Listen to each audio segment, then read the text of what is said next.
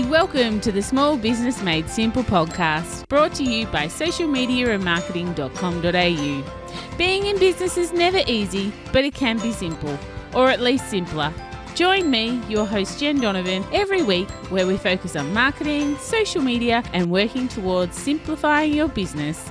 You with me? Let's do this. If you're gonna dream it big, 'cause someone out there listening. Everyone's got a voice to give, and it's time I heard you whistling, 'cause there's no point at all, in dreaming small. Why, hey there, my fabulous listener. Welcome to episode 252 of the Small Business Made Simple podcast. Thank you, as always, and every episode for lending me your ears today. I know you have lots of choices out there, and I do appreciate you making my podcast one of them. If you are enjoying this podcast, though, I would love the opportunity to get to know you a little bit better by being able to, I guess, follow you on socials as well. So if you take a screenshot of you listening to this or a selfie of you listening to this and tag me on social media at Jenn Donovan, then I think that would be pretty cool. If there's anything that is mentioned in this podcast that you want to look deeper into, you can, of course, go to the show notes for this episode, which can be found at all the W's, socialmediaandmarketing.com.au/252. Before we get into this week's episode, though, did you get a chance to listen to last week's episode? It was 3 tips on how to produce content when your content bucket is empty. Content is something we have to constantly produce as small business owners, and the episode last week was all about helping you fill your content bucket up again. You can listen to that one. Of course, that was episode 251, when, of course, you've finished listening to this episode. Before I get started, I just wanted to give a shout out to this week's podcast sponsor, Kate Toon. Hi, Kate Toon here, just jumping into Jen's podcast to tell you about my new book, 6 Figures in School Hours, How to Run a Successful Business and Still Be a Good Parent. It's packed with practical and doable tips for parents to be more productive, make serious money, and not burn themselves to a frazzle in the process, with actionable advice and inspiring stories to help you create a successful business and never feel like the worst parent in the world ever again. Order today at 6figuresinSchoolhours.com. But my guest today is Kate Christie. Kate was actually a guest on my podcast way back in episode 31. Yes, my very first year of podcasting, Kate was lovely enough to come on my podcast and talk about time management. She's a time management specialist, and that's what she spoke about on that episode. So head back there and have a listen to episode 31 if you want to hear more of Kate and I. But today we're actually chatting about something slightly different. So Kate has recently written a book called The Life List: Master Every Moment and Live an Audacious Life. Her book is about having a life list rather than a bucket list. And the difference between the two, she does actually explain to us on the podcast today. So Kate and I are talking all about basically your life by design. And we only have one, and I'm not sure about you, but at 48, I'm definitely wanting to design my life around things that light me up, bring me joy, and surround myself with my loves. So, chat is a little bit business centered, yes, to a certain degree, but it's also about you. So, grab yourself a cuppa or push those earbuds in a little bit further, because this is a fabulous chat, and I know you are just going to love everything Kate has to say. Her book, which I'm currently rereading while I'm on holidays, can be found on Booktopia and also Amazon. But there's a link in the show notes to her book as well if you're interested in grabbing yourself a copy. Highly recommend it. But here's my chat with Kate. Kate Christie, I'm excited to have you back on the podcast. So thank you and welcome. Thank you, Jenn. It's always so lovely to talk to you. I look forward to our chats. Oh my goodness, I can't believe. So it was episode 31. So I was a very green podcaster all the way back then, reaching out to anyone and everyone that I knew that could provide amazing value. So I'm excited 200 episodes on to have you back again. I'm glad I made the cut a second time. Imagine if I never heard from you again. No, that's the power of the podcast, the power of the podcast. Beautiful. Now, Kate, for my listener who would like to know a little bit more about you or may not have listened to episode 31 and want to know about you, could you tell us a little bit about who you are and what you do? Sure. So I am a businesswoman. I am very, very passionate about women in business. I am a time management expert and everything from how to find extra time to then, once you have your time under control, how you're going to use that time, creating a life by design, a business by design.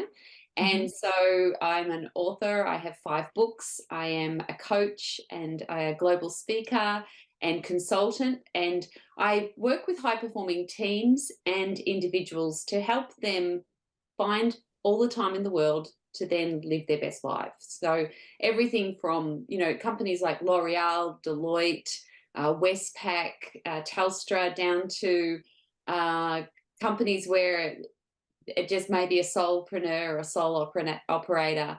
I get to really pick and choose who I get to work with, which is wonderful because I love working with high performers, with individuals and teams who are actually going to make a difference, do the work and get shit done and actually, move the needle in their own lives. Yeah, that's a very big, what do you do? Too much? No, never too much, but that is a lot. But a couple of things that, one, quite selfishly, that I'd like to just hone in on a little bit. 5 books. Now, as you know, at the time this goes live, I may have completed my first draft of my book, and if I haven't, I need to kick up my own bottom for not doing so. But 5 books, that's incredible. And your latest one has been launched this year. Tell us a little bit about that one. Yeah, so my latest book is called The Life List, Master Every Moment and Live an Audacious Life. And it's coming from the perspective of, life is too short. We need to set incredible goals across every aspect of our life, and we need to live it right now. We cannot afford to put off till later all of our dreams and our wishes. And so I guess it's the concept of a life list is the opposite of a bucket list. A bucket list is, what do I want to do before I die? A life list is, what do I want to do right now while I'm still young enough to enjoy it? And I guess my first 4 books are very time management, productivity oriented in terms of how to get your time back and get your time under control. This one is, coming from the perspective of, okay, now you've got your time, how are you going to use it? Because I don't want you to use your time by sending an extra 400 emails or doing another 30 loads of washing or vacuuming the floor again. Go and live life, design an incredible life and start implementing it. So it's really a call to action to prioritize yourself and start living an incredible life right now. It is pretty tough, though, as a small business owner to think about some days and some weeks, some months, even some years for some business owners are overwhelming and they don't get time to sit in the sun or have breakfast or take a lunch hour. So, and I know this book isn't solely focused on small business owners, but, that's my listeners' jam. So how do you reconcile that? Having a life list, but also, I guess, running the business that you want? I think you need to go back to the basics of why you started out in business in the first place. Yeah. And I think with most of us, it's because for 2 reasons. We have an undying passion for a product or a service that we are able to provide, and we're phenomenally passionate about that.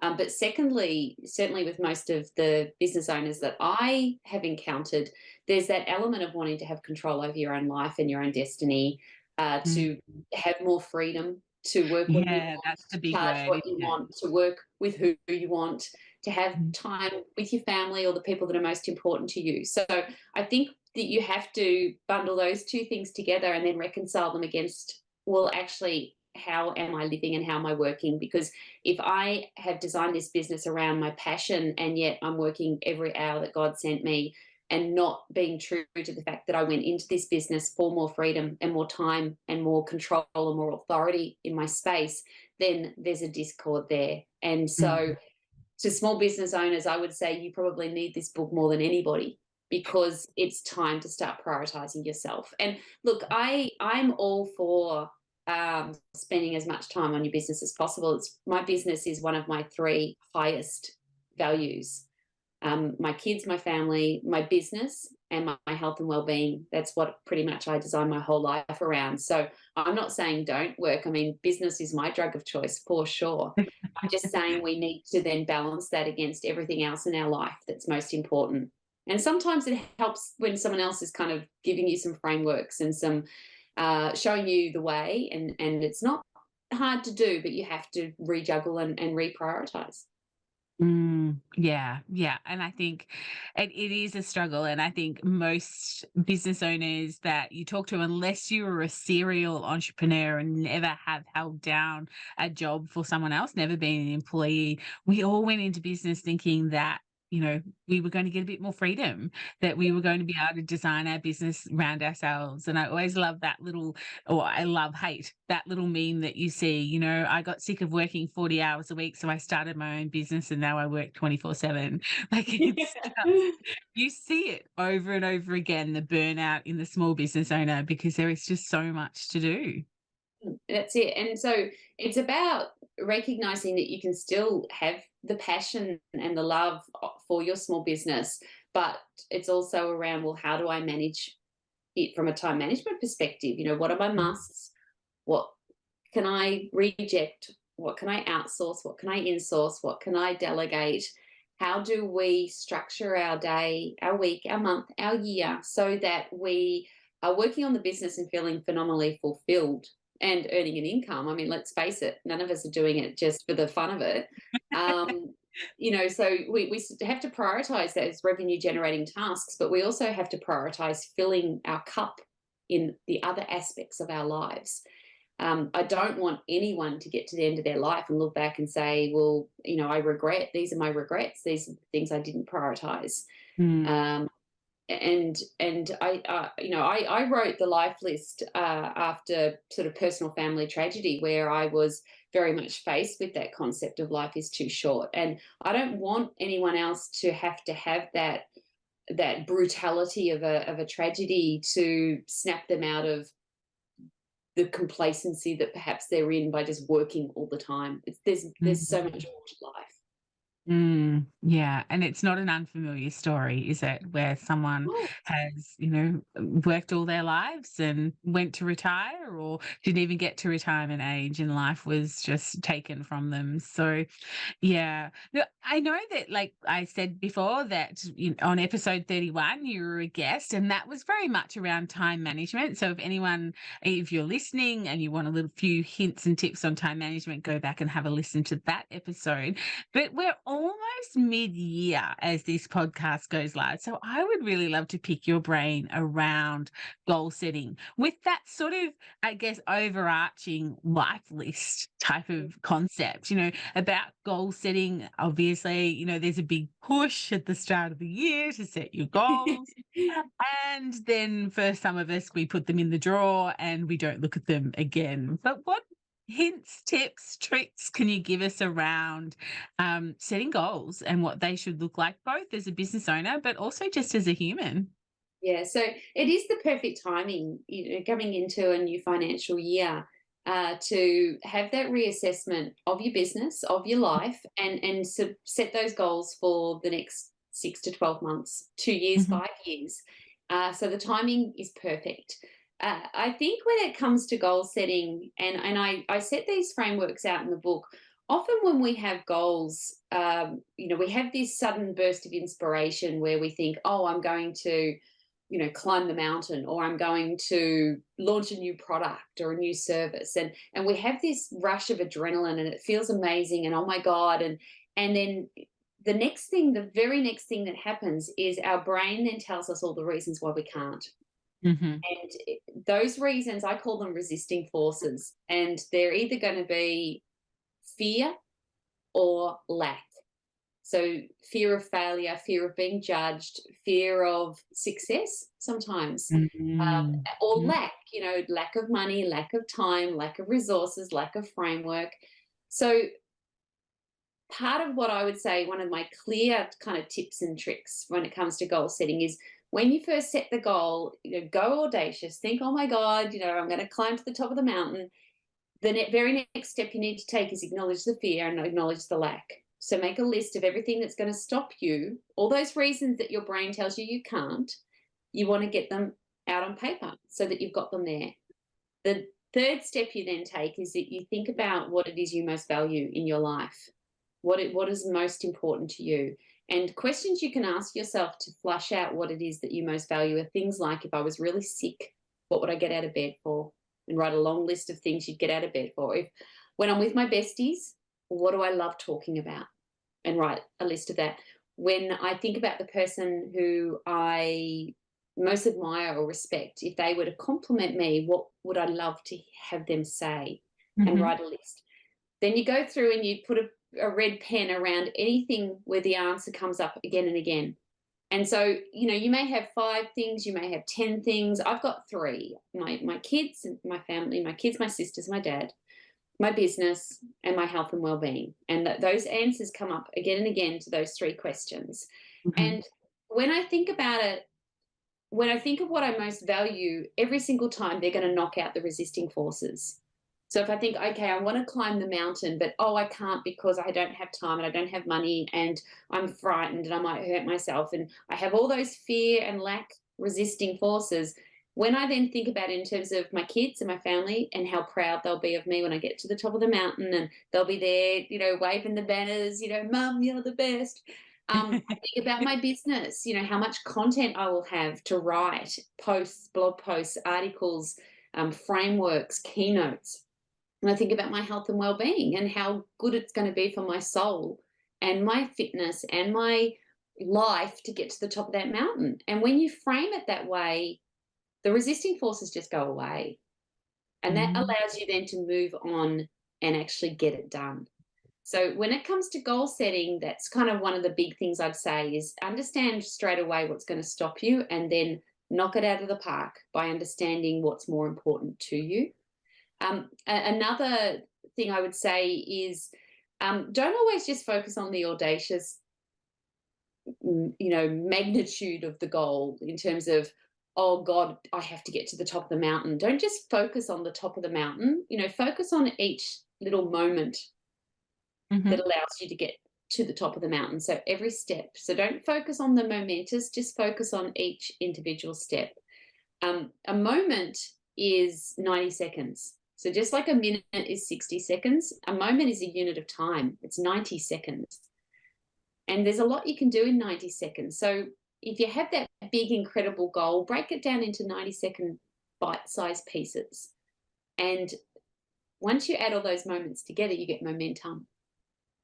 And that is incredible, just in terms of a play on words. So, there's a couple of things to think about. Get the resisting forces out and then go into the boxing ring with what it is you value more.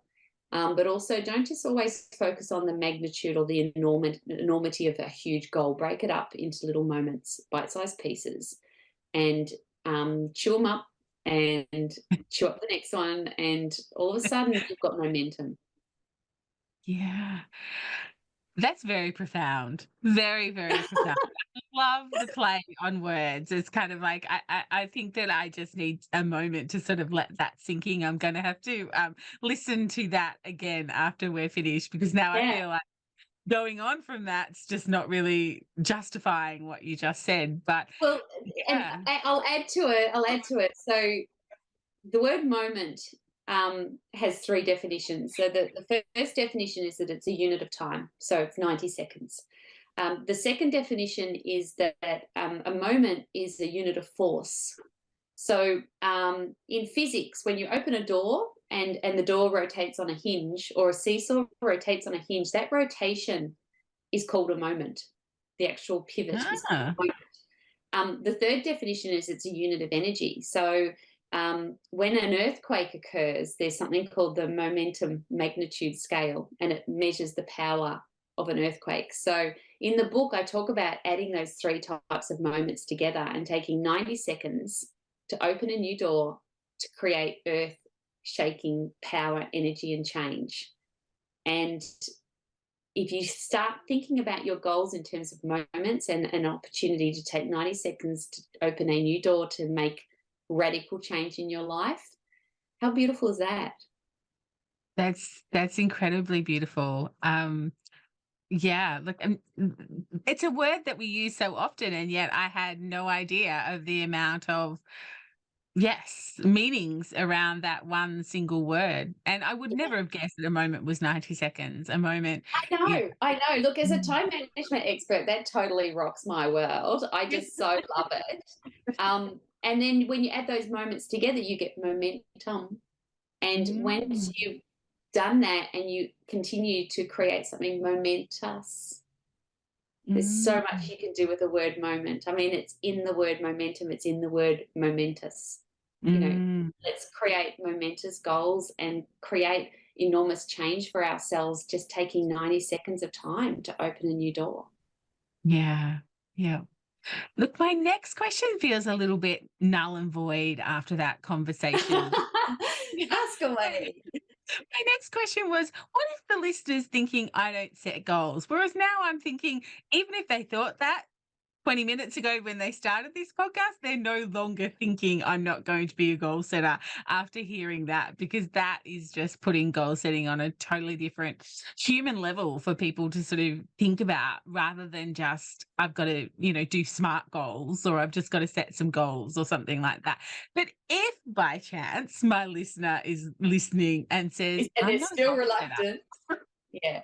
I'm Yeah. just not a goal setter, what advice or what nudge could you give them to go, well, you should be, and this is why? Yeah. So I think that it's actually not that unusual to come across people who haven't set goals in the past or haven't actively set goals. And I admire them so, so, so much, because the success that they've managed to generate in their life, they've done by being in the present, being in the moment, seizing opportunities as they arise. So all power to you.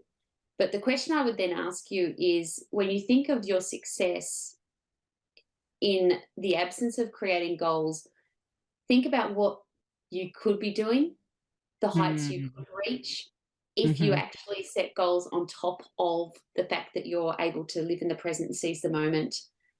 Think of how there's so much more that you could be chasing after. mm, So I would think about it through that lens. I think it's really critical to have goals and to set goals and to continue to chase them. I think where we perhaps come unstuck, and this is probably more so from a lot of the women I come across, is that sometimes we just set the bar too high, or we constantly readjust the bar. So as we're approaching it, we just hoik it up another 2 feet, and we're constantly kind of looking up, thinking, I'm never ever going to get there. And okay. I think we need to have some perspective around some of the goals we're setting. They don't all have to be, I'm going to get to the top of that, the biggest mountain on earth. In the life list, I talk about chasing after goals across all aspects of your life. So not just say travel and adventure, but things like, what are my relationship goals? What are my wealth and financial goals? Health and well-being, the environment, lifestyle, giving. What are my goals around sharing my knowledge and my expertise, and helping others come up behind me? So Mhm, thinking of your goals across multiple components of your life, but also then thinking there's lots and lots of small goals that you can set. They don't all have to be the go after the brand new product that's going to make you $1 million next year. Some of it can be the smaller goals that just really fill your cup and make you feel like so much more well-rounded. So I urge you to chase after 3 different types of goals. Actually, there's the go big goals, which are the outrageous, climb the mountain, make $1 million. There's the go small goals, which are the smaller, life affirming, just lovely things that you can set up for a month that would fall outside of your normal business as usual. And then there's the go now goals, which is that opportunistic, something arises and you just think, I'm doing it. I'm just going to jump and I'm going to do it. And I'm just going to kind of build the parachute on the way down. If you go for those three, if you have those three types of goals kind of floating around in your head, it just makes life more fun, Jen. Mm, yeah, I must say that I am the go now goal person. I love to just build the parachute as I'm jumping off the cliff type of thing. I don't think it always serves me well, but it is, I guess, the type of personality that I have. I think my mentor for many years, used to say, ready, fire, aim. Just, you know, get ready, fire it, and just do it as you go. Yeah, You make ready, it up as you fire, aim. go I love along. it. Yeah. For So, sure. And I think partly with me, because of being a productivity time management expert, I've gotten so good at saying no. I've got so mm, good at enforcing my boundaries to honor and respect my own time that I think prior to writing the book, I almost got myself into a place where nothing was happening unless it was planned and it was part of a mm, strategy. And okay. so it's then forced me to actually be more spontaneous and to seize the moment. So, I was almost the opposite of where you are. And so I had to work on that muscle to make sure that I was being a little bit more spontaneous. So for you, maybe you think, okay, well, now I need to perhaps set some of those bigger long-term goals or some Mhm. more short-term goals. So I think there's value in understanding what type of goal setter you are and challenging yourself to operate outside of that comfort zone. Mm, yes, yeah, absolutely. So much gold comes from the comfort zone. Um, so my next question, which I think you might have just answered, I'm not quite sure if you can see my question list. This is not working well. I'm going to ask you a question, but it was really, I guess, circling back to the life list. And, my question was, what was the one thing that you learned that you didn't know before you started writing the book? And perhaps it was that, the fact that things weren't happening for you unless you planned them. But is there anything else that you kind of learnt through the process of writing the book? Oh, look, I think that 100% there was a lot of personal growth in writing the book. Mhm, Um, the the book arose from um, my former partner, who I was married to for 22 years, father of our three amazing children. We separated probably about 5 years ago, mhm, and I really threw myself into my business because kind of the buck stopped with me. I didn't want to go back into the corporate world. I had to make my business successful. Um, mhm, and, and I threw myself into my kids and looking after my kids. That was it. It was my business and my kids, and that was it. mhm, And then as we approached, as COVID hit, I think we went into lockdown or COVID kind of, the World Health Organization announced it as a global pandemic in March 2020. In April 2020, Dan was diagnosed with pancreatic cancer, and 11 months later, he had passed away, and he was wow. only 54. And it was obviously an incredibly brutal experience for my children, for me, for the whole family.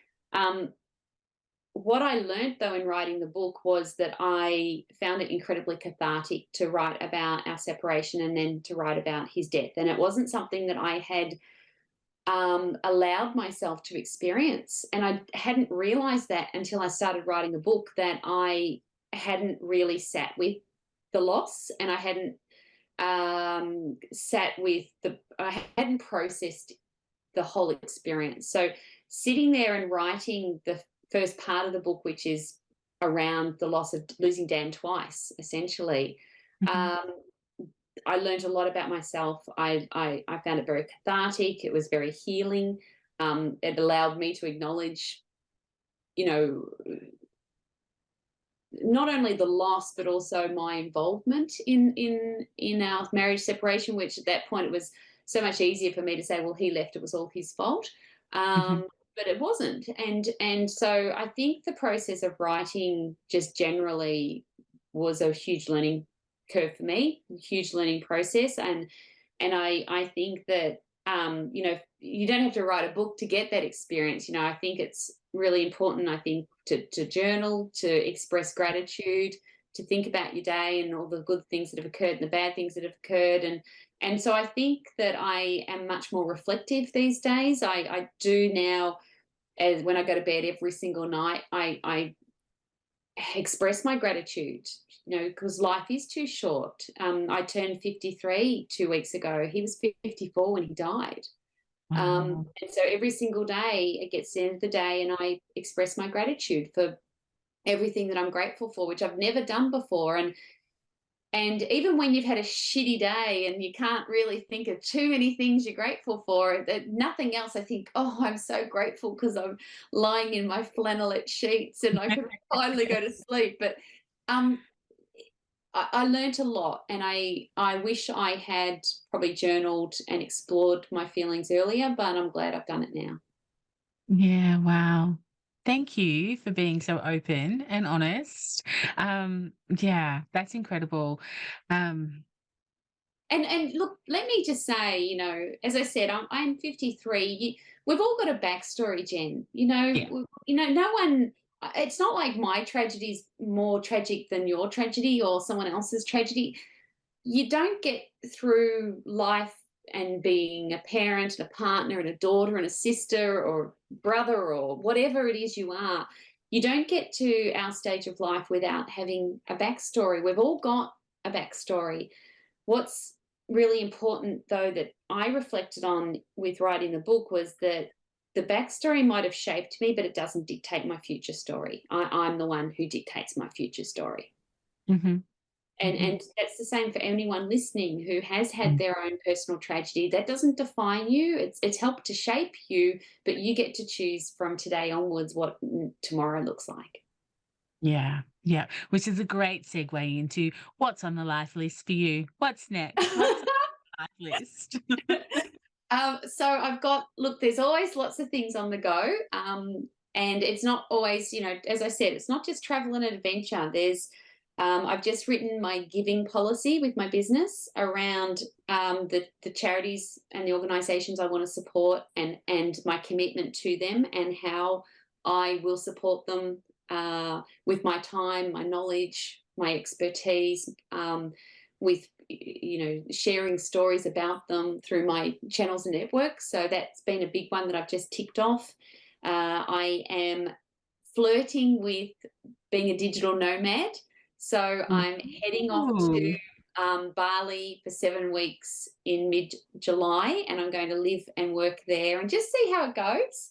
So Wow. yeah, that's a big one. And I just sent an email to a prospective client today where they reached out and talked about working with me mid-year. And it's the first time I've sent an email saying, well, that all sounds really great, but just so you know, from mid-July until the end of August, I'll be working remotely from Bali. So any work we do will be via Zoom. If you want to do face-to-face, it'll have to be outside that period of time. And I just thought, this is great. I'm in control of my own destiny. So Mm. that's on the cards. I'm learning to surf when I'm in Bali, which will be exciting. So if anyone's listening and they want to come to Bali and learn to surf with me, send me a DM.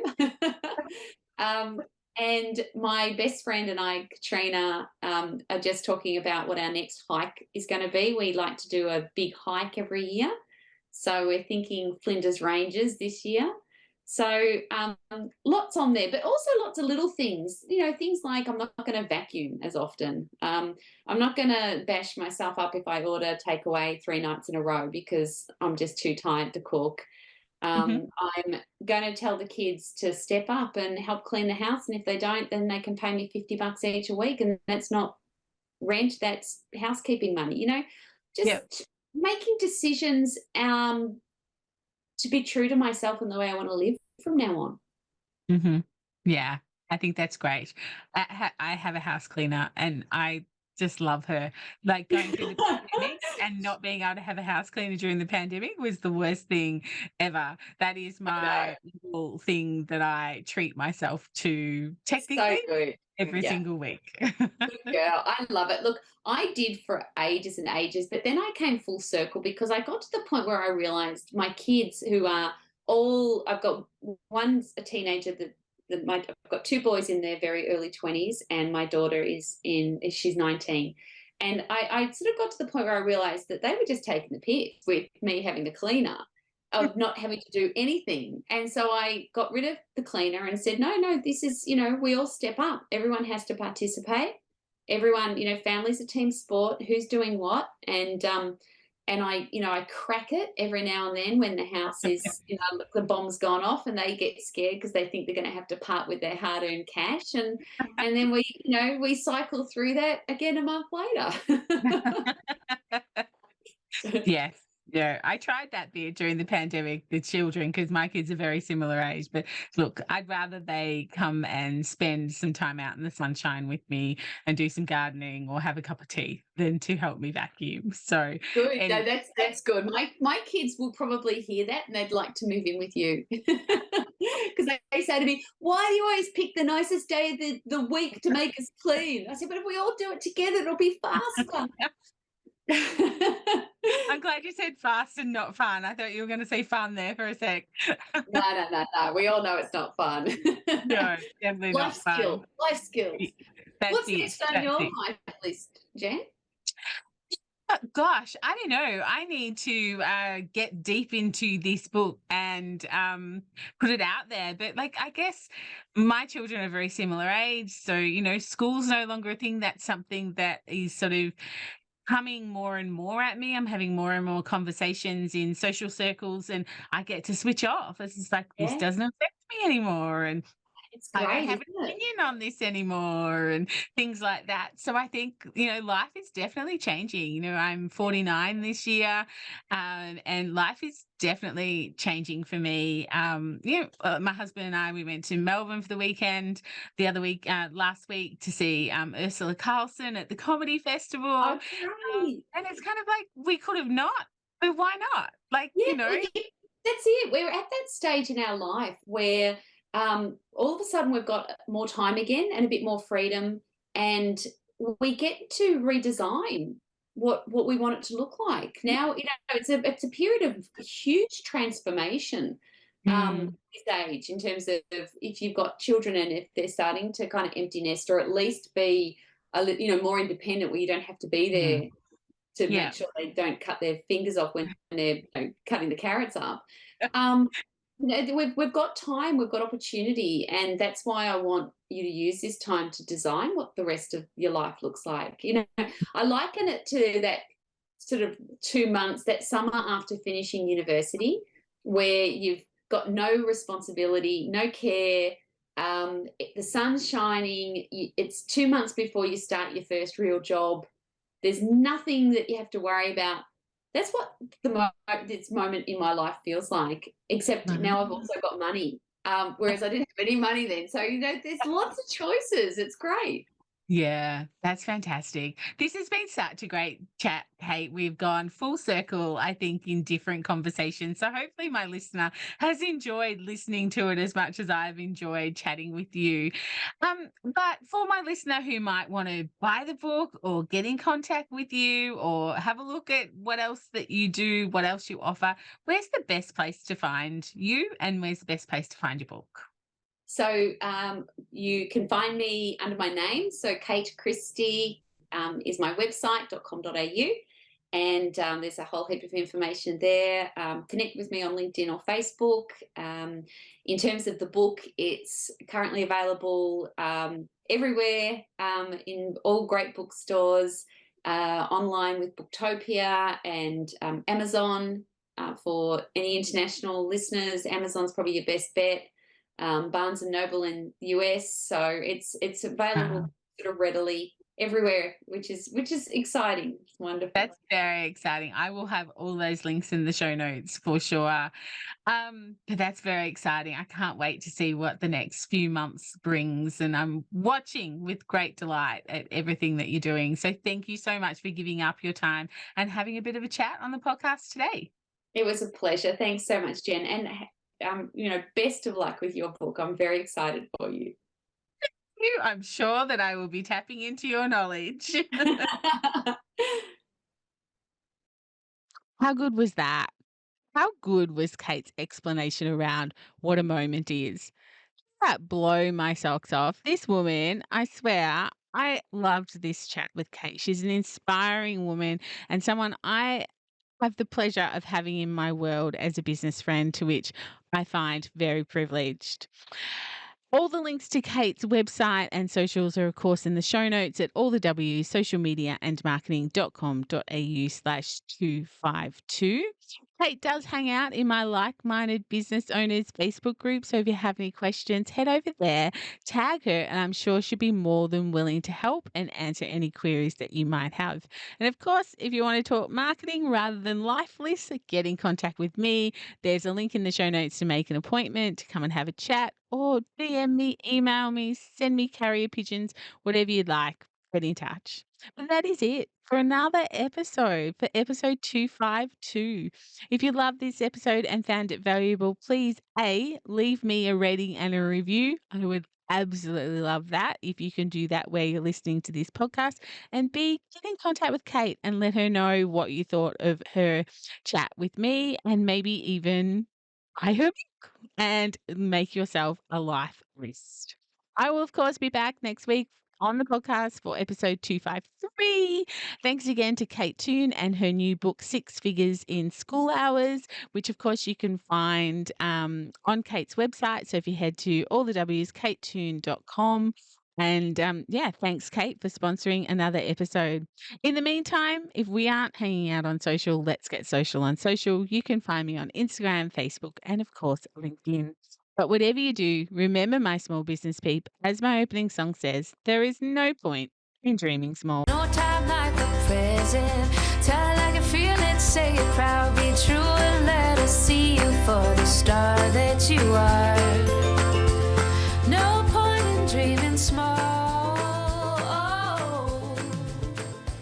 I would like to acknowledge the traditional custodians of the land, the Yorta Yorta people, on which I record this podcast and conduct my business today, and pay my respects to their elders, past and present. I extend this respect to the Aboriginal and Torres Strait Islander people here with us today as well.